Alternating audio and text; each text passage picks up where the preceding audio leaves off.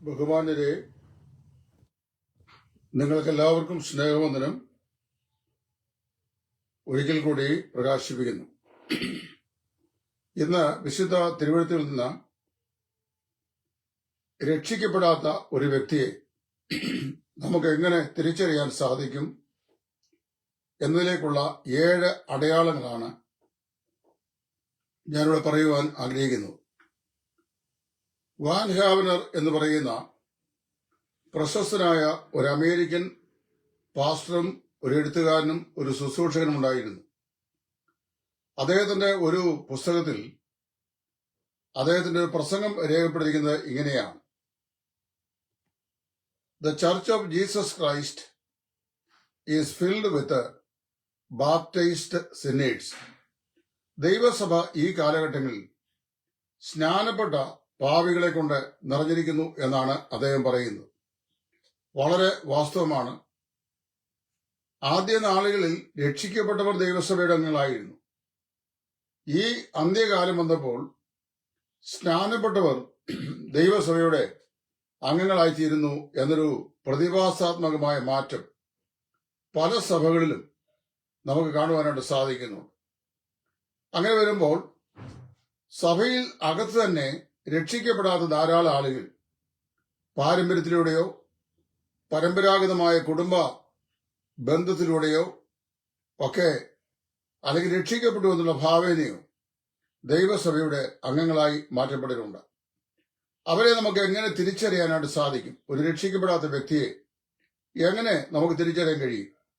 ഒരുപക്ഷെ അങ്ങനെയുള്ള ആളുകൾ അവർ സ്നാനപ്പെട്ടവരായിരിക്കാം, നിരന്തരമായി സഭയുടെ യോഗങ്ങളിൽ സംബന്ധിക്കുന്നവരായിരിക്കാം, സഭയിലെ പ്രധാനപ്പെട്ട ശുശ്രൂഷകളിലൊക്കെ പങ്കാളികളായിരിക്കാം, വലിയ ആത്മീയ താല്പര്യങ്ങളൊക്കെ പ്രത്യക്ഷത്തിൽ കാണിക്കുന്ന ആളുകളായിരിക്കാം. എന്ന് വന്നാലും അവർ രക്ഷിക്കപ്പെട്ടവരായിരിക്കണം എന്ന് നിർബന്ധമില്ല. അതിലേക്കുള്ള 7 അടയാളങ്ങൾ, ഈ 7 അടയാളങ്ങൾ സൂക്ഷ്മമായി പരിശോധിച്ചാൽ രക്ഷിക്കപ്പെട്ടവർ ആരൊക്കെയാണ്, രക്ഷിക്കപ്പെടാത്തവർ ആരൊക്കെയാണ് എന്ന് നമുക്ക് വ്യക്തമായി കാണുവാൻ കഴിയും. നമ്പർ 1, അവര് ലോകത്തെയും ലോകത്തിനുള്ളവരെയും സ്നേഹിക്കുന്നവർ ആയിരിക്കും. രക്ഷിക്കപ്പെടാത്ത ഒരു വ്യക്തി അവന്റെ ജീവിതത്തിന്റെ പ്രയോറിറ്റി, ജീവിതത്തിലെ മുൻഗണനകൾ എന്ന് പറയുന്നത് ലോകവും ലോകത്തിന്റെ സമ്പ്രദായങ്ങളുമായിരിക്കും. ലോകം എന്ന് പറയുമ്പോൾ സിസ്റ്റംസ് ഓഫ് ദിസ് വേൾഡ്, അതാണ് ലോകത്തിലെ സംവിധാനങ്ങൾ. ആ സംവിധാനങ്ങളായിരിക്കും അവന്റെ ജീവിതത്തിന്റെ ഏറ്റവും മുഖ്യമായ പ്രമേയം. ഏറ്റവും വലിയ വീട്, ധാരാളം വസ്തുവകള്, ബഹുനിക്ഷേപം, വിലപ്പെട്ട കാറുകൾ, ഭൗതിക വസ്തുക്കളുടെ ശേഖരണങ്ങൾ ഇത്യാദി കാര്യങ്ങളായിരിക്കും അവന്റെ ഏറ്റവും വലിയ താല്പര്യം. യോഹന്നാന്റെ ലേഖനത്തിലും യാക്കോബിന്റെ ലേഖനത്തിലും വളരെ വ്യക്തമായി ലോകസ്നേഹം അത് ദൈവത്തിന് യോഗ്യമല്ല എന്ന് പറഞ്ഞിട്ടുണ്ട്. ലോകത്തെ സ്നേഹിക്കുന്നവനാരും ദൈവത്തിൽ നിന്ന് ജനിച്ചവനല്ല എന്ന് യോഹന്നാനും, വ്യഭിചാരിണികളായുള്ളവരെ ലോകസ്നേഹം ദൈവത്തോട് ശത്രുതയിലാകുന്നു എന്ന് നിങ്ങൾ അറിയുന്നില്ലയോ എന്ന് യാക്കോബും വ്യക്തമായി പറയുന്നു. അപ്പൊ നമ്മുടെ ജീവിതത്തിന്റെ മുൻഗണനകൾ, പ്രയോറിറ്റീസ്, കർത്താവിനേക്കാളും സുവിശേഷത്തെക്കാളും ദൈവസഭയെക്കാളും വരുവാനിരിക്കുന്ന കൈപ്പണിയല്ലാത്ത ക്രിസ്തുവിന്റെ രാജ്യത്തെക്കാളും അധികമായി പ്രൊജക്ട് ചെയ്ത് നിൽക്കുന്നത് ഈ ലോകവും അതിന്റെ വസ്തുവകളുമാണെങ്കിൽ അവൻ രക്ഷിക്കപ്പെടാനല്ല എന്നുള്ളത് നമുക്ക് മനസ്സിലാക്കാൻ സാധിക്കും. 2, ആന്തരികമായ ജീവിതത്തിലെ പാപത്തെക്കുറിച്ച് യാതൊരു ചിന്തയും ഇല്ലാത്ത ആളുകളായിരിക്കും രക്ഷിക്കപ്പെടാത്തത്. യോഹന്നാന്റെ 1-ാം ലേഖനം 2-ാം അധ്യായത്തിന്റെ 15-ാം വാക്യത്തിൽ യോഹന്നാൻ ഇങ്ങനെ പറയുന്നു: ദൈവത്തിൽ നിന്ന് ജനിച്ചവരാരും പാപം ചെയ്തുകൊണ്ടിരിക്കുന്നില്ല. ഒരു വിശ്വാസിക്ക് പാപം ചെയ്തുകൂടാ എന്നില്ല. അവൻ ജഡജീവിതത്തിലാണ് ജീവിക്കുന്നത്, ജഡശരീരത്തിലാണ് ജീവിക്കുന്നത്, ജഡത്തിൻ്റെതായ താല്പര്യങ്ങളും ഇച്ഛാനിവൃത്തിയും ഒക്കെ അവന്റെ ജീവിതത്തിൽ ഉണ്ട്. എന്നാൽ യാതൊരു രക്ഷിക്കപ്പെട്ട വിശ്വാസിക്കും തുടർമാനമായി പാപജീവിതത്തിൽ തുടരുവാനായിട്ട് സാധിക്കുന്നില്ല എന്നാണ് നമുക്ക് മനസ്സിലാക്കാൻ സാധിക്കുന്നത്. നീ ഒരുവന്റെ ജീവിതത്തിൽ രഹസ്യമണ്ഡലത്തിൽ ഒരു ഗുരുതരമായ പാപം ഉണ്ടെന്ന് ചിന്തിക്കുക.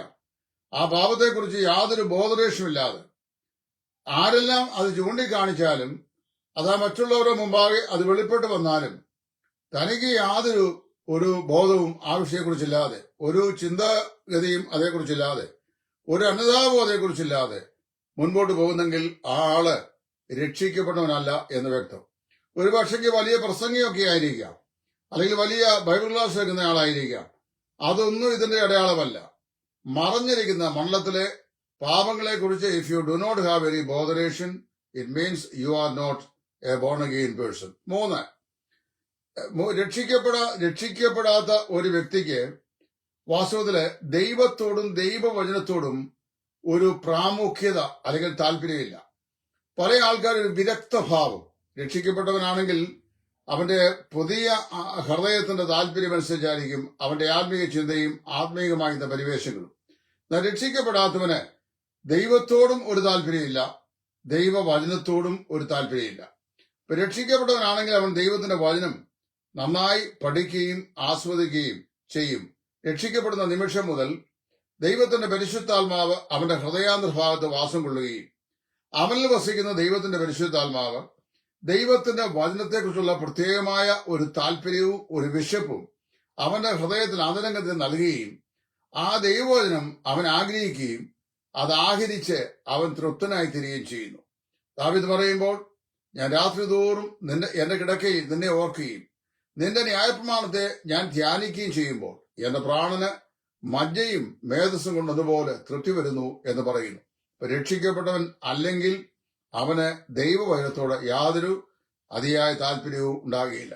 പത്രോസിന്റെ 1-ാം ലേഖനം 2-ാം അധ്യായം 1, 2, 3 വാക്യങ്ങൾ പത്രോസ് ഇപ്രകാരം പ്രബോധിപ്പിക്കുന്നു: ആകയാൽ സകല ദുഷ്ടതയും എല്ലാ ചതിവും വ്യാജഭാവവും അസൂയയും എല്ലാ നുണയും നീക്കിക്കളഞ്ഞ് ഇപ്പോൾ ജനിച്ച ശിശുക്കളെ പോലെ രക്ഷയ്ക്കായി വളരുവാൻ വചനം എന്ന മായമില്ലാത്ത പാൽ കുടിപ്പാൻ വാഞ്ചിപ്പിൻ. 4-ാമത്തെ അടയാളം, നിങ്ങളുടെ ജീവിതത്തിൽ രക്ഷിക്കപ്പെട്ട ആളല്ല നിങ്ങളെങ്കിൽ you will have no fruit of the holy spirit. ദൈവത്തിന്റെ പരിശുദ്ധാത്മാവിന്റെ യാതൊരു ഫലങ്ങളും ആത്മഫലങ്ങളും രക്ഷിക്കപ്പെടാത്തവന്റെ ജീവിതത്തിൽ ഉണ്ടായിരിക്കുകയില്ല. അതെങ്ങനെ നമുക്ക് മനസ്സിലാക്കാൻ കഴിയും? രക്ഷിക്കപ്പെടാത്തവന്റെ ജീവിതത്തിൽ ആത്മാവിന്റെ യാതൊരു ഫലവും അവന് ഉണ്ടായിരിക്കുകയില്ല. യോഹന്നാന്റെ സുവിശേഷം അതിന്റെ 15-ാം അധ്യായം 1 മുതൽ 3 വരെയുള്ള വാക്യങ്ങൾ. യോഹന്നാന്റെ സുവിശേഷം 15-ാം അധ്യായം തന്നെ വിശ്വാസിയും ഫലപ്രാപ്തിയും എന്നുള്ളതാണ് വിഷയം. ഒരു രക്ഷിക്കപ്പെട്ട ദൈവവൈദ്യന്റെ ജീവിതത്തിൽ ആത്മാവിന്റെ ഫലങ്ങൾ ഉണ്ടായിരിക്കും. ഗലാത്യ ലേഖനം 5-ാം അധ്യായത്തിന്റെ 21 മുതൽ 23 വരെയുള്ള വാക്യങ്ങൾ പൗലോസ് അപ്പോസ്തലൻ ഇങ്ങനെ പറയുന്നു: ആത്മാവിന്റെ ഫലമോ സ്നേഹം, സന്തോഷം, സമാധാനം, ദീർഘക്ഷമ, ദയ, പരോപകാരം, വിശ്വസ്തത, സൗമ്യത, ഇന്ദ്രിയം. ഇത് മൂന്ന് വിഭാഗങ്ങളായിട്ട് നമുക്ക് ചിന്തിക്കാം, അല്ലെങ്കിൽ വിഭജിച്ച് പഠിക്കാൻ കഴിയും. സ്നേഹം, സന്തോഷം, സമാധാനം, ഇത് ദൈവത്തോടുള്ള ബന്ധത്തിൽ. 2, ദയാ, പരോപകാരം, വിശ്വസ്തത. ദയോപരാപകാരം, വിശ്വസ്തത, ഇത് മറ്റുള്ളവരുടെ ബന്ധത്തിൽ. വിശ്വസ്തത, സൗമ്യത, ഇന്ദ്രിയം, അത് നമ്മോടുള്ള ബന്ധത്തിൽ. അപ്പോൾ ദൈവത്തോടുള്ള ബന്ധത്തിൽ സ്നേഹം, സന്തോഷം, സമാധാനം. മറ്റുള്ളവരുടെ ബന്ധത്തിൽ ദീർഘക്ഷമ, ദയ, പരോപകാരം. സ്വന്തം ജീവിതത്തോടുള്ള ബന്ധത്തിൽ വിശ്വസ്തത, സൗമ്യത, ഇന്ദ്രിയം. ഇത് നമ്മുടെ ജീവിതത്തിൽ പ്രതിഫലിക്കുന്നില്ല എങ്കിൽ നാം രക്ഷിക്കപ്പെട്ടവരല്ല എന്നുള്ളതിന്റെ 4-ാമത്തെ അടയാളമാകുന്നു അത്. ഇനി മാത്രമല്ല, നമ്മുടെ ജീവിതത്തില് ഈ ഫലം പുറപ്പെടുവിക്കുക എന്ന് പറയുന്നത് അതിപ്രധാനമായ ഒരു വിഷയമാണ്.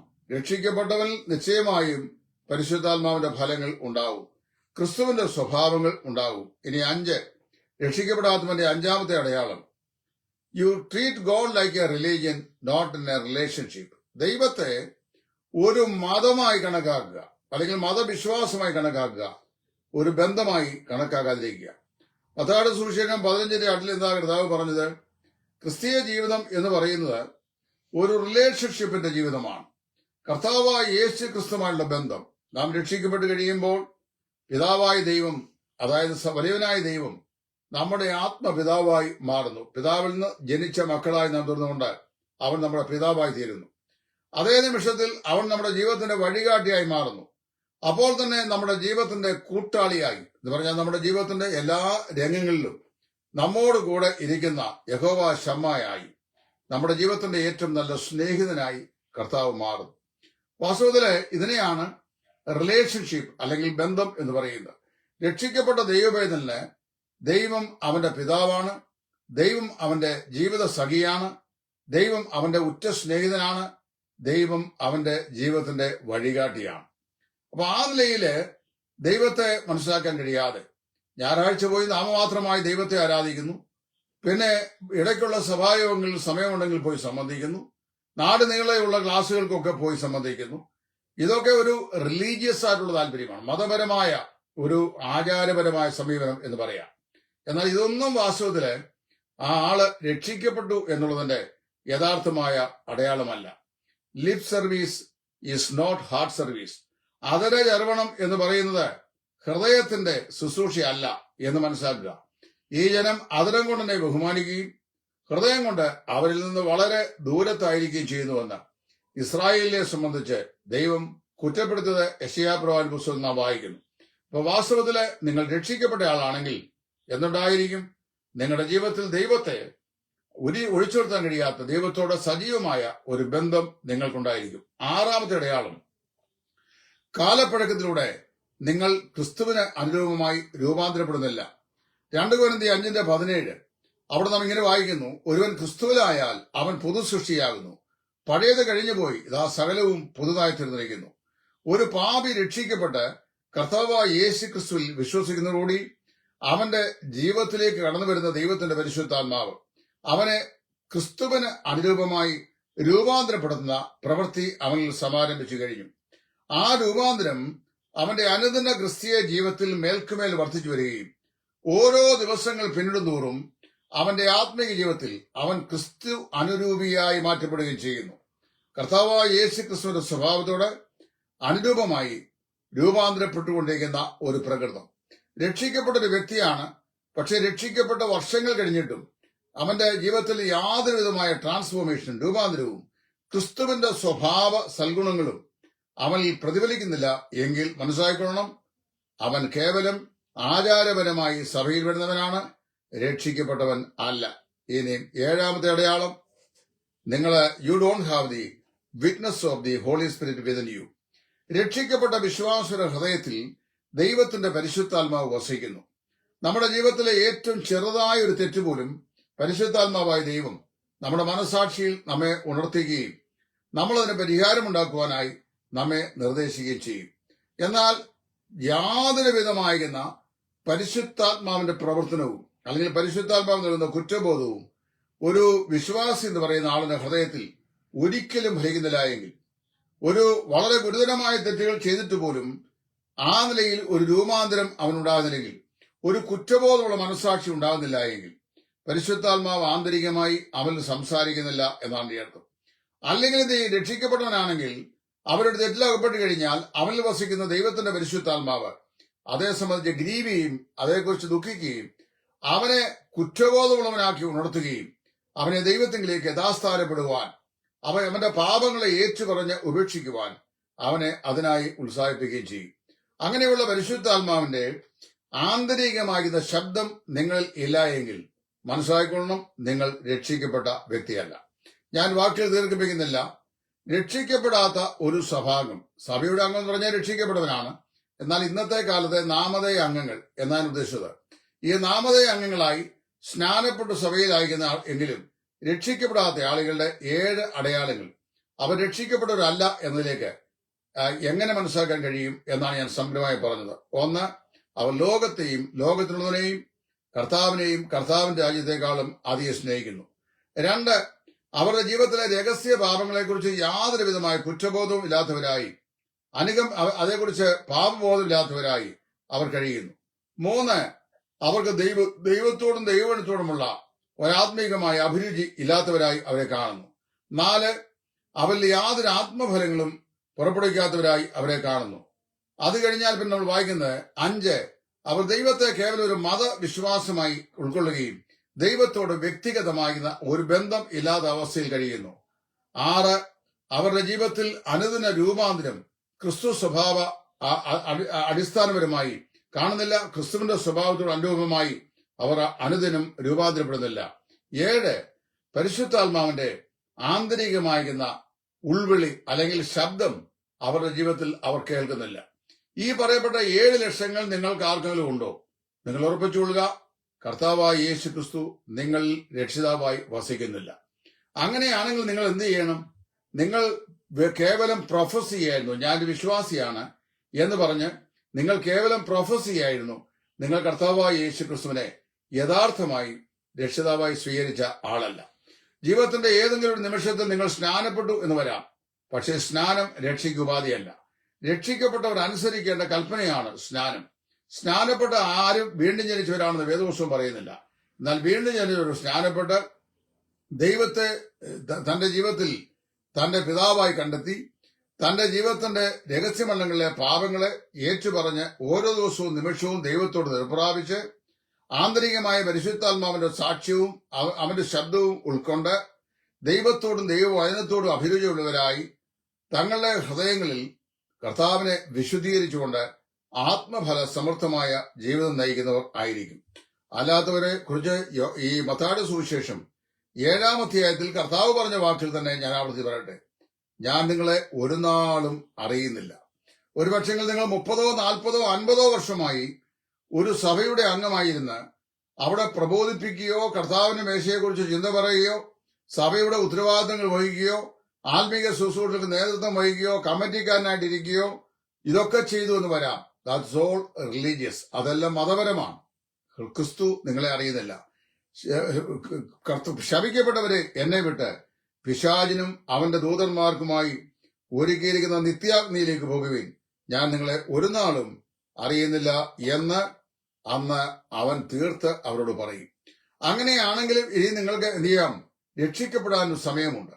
അതായത് ഇന്ന് വരെയും കർത്താവായ യേശുവിനെ രക്ഷിതാവായ ഹൃദയത്തിൽ യഥാർത്ഥമായി സ്വീകരിക്കാതെ രക്ഷിക്കപ്പെട്ടവനാന്നുള്ള ഭാവേന സഭയ്ക്കകത്ത് കടന്നുകൂടി കേവലം ലൗകികനായി ജീവിക്കുന്ന വ്യക്തിയാണ് താങ്കളെങ്കിൽ നിങ്ങൾക്ക് രക്ഷിക്കപ്പെടാൻ ഏത് സമയത്തും സാധിക്കും. അതിനെന്ത് ചെയ്യണം? പാപിയാണെന്ന് സമ്മതിക്കുക, കർത്താവായ യേശു ക്രിസ്തുവിനായി ജീവിതം സമർപ്പിക്കുക, ക്രിസ്തുവിനെ രക്ഷകനായി ഹൃദയത്തിലേക്ക് സ്വീകരിക്കുക, പാപങ്ങളെ ദൈവത്തോട് ഏറ്റുപറയുക. നാം നമ്മുടെ പാപങ്ങളെ ഏറ്റുപറയുമെങ്കിൽ അവൻ നമ്മുടെ സകല അനീതി പോക്കി നമ്മെ ശുദ്ധീകരിപ്പാൻ കൊണ്ടും വിശ്വസ്തനും നീതിമാനുമാകുന്നു എന്ന് യോഹന്നാനും തന്റെ ലേഖനത്തിൽ പറയുന്നു. ഞാൻ എന്റെ വാക്കിലൂടെ നിർത്തട്ടെ. രക്ഷിക്കപ്പെടാത്ത ഒരു വ്യക്തിയെ എങ്ങനെ തിരിച്ചറിയാം എന്നതിന്റെ 7 അടയാളങ്ങളാണ് തിരുവചനാടിസ്ഥാനത്തിൽ ഞാനിപ്പോൾ സൂചിപ്പിച്ചത്. നമുക്ക് നമ്മെ തന്നെ ചോദന ചെയ്യാം. അവൻ രക്ഷിക്കപ്പെട്ടതാണോ ഇവൻ രക്ഷിക്കപ്പെട്ടതാണോ എന്നൊരു പക്ഷെങ്കിൽ നമുക്ക് ചിന്തിക്കാം. ഞാൻ രക്ഷിക്കപ്പെട്ട വ്യക്തിയാണോ?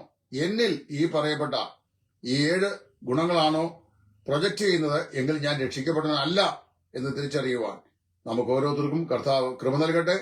രക്ഷിക്കപ്പെടാതെ കേവലം സഭാംഗമായി സ്നാനപ്പെട്ട് കൂടി വരുന്നൊരു വ്യക്തിയാണ് താങ്കളെങ്കിൽ ഇപ്പോൾ തന്നെ കർത്താവിനായി ജീവിതം സമർപ്പിച്ച് രക്ഷാ നിർണയം പ്രാപിക്കുക. ദൈവത്തിന്റെ പരിശുദ്ധാത്മാവ് നിങ്ങളെ സഹായിക്കട്ടെ. ക്രിസ്തുവിൽ നിങ്ങളുടെ കൂട്ടുസോൻ സുവിശേഷകൻ Titus from Edayaranmula. Thank you. God bless.